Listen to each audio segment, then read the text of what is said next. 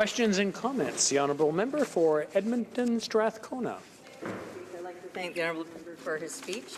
As my colleague previously said, we will be supporting this bill, but we are concerned about a number of matters that are not being addressed.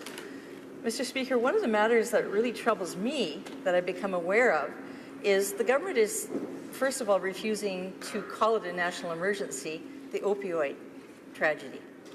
They're now saying that they want to do measures to try to address opioids and perhaps limit doctors' prescribing.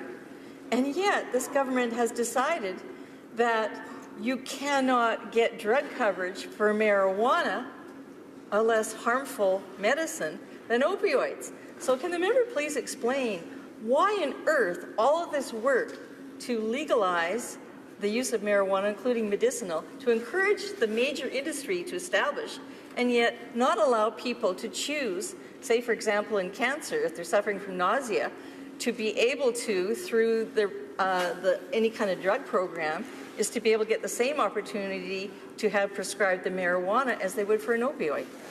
The Honourable Parliamentary Secretary. Mr. Speaker, I'd like to thank my honourable colleague for her question and also say that I'm very thankful that her and her party will be supporting C45 as a measure that will help protect our young people and ensure that they have less access to cannabis. I will say this. We are taking action on all fronts, Mr. Speaker. We are looking at the opioid crisis, taking concrete action. We've been doing so since we took office.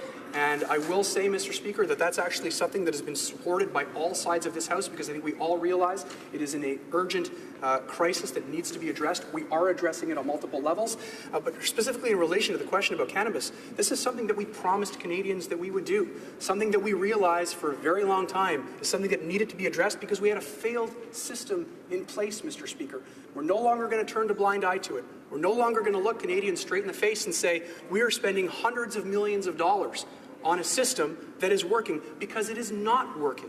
And the statistics that I mentioned, Mr. Speaker, and that the Minister of Justice and Attorney General mentioned in her speech, Mr. Speaker, about how 1 in 5 youth are smoking marijuana, and 1 in 3 aged 20 to 24, that's been ongoing for a while, Mr. Speaker.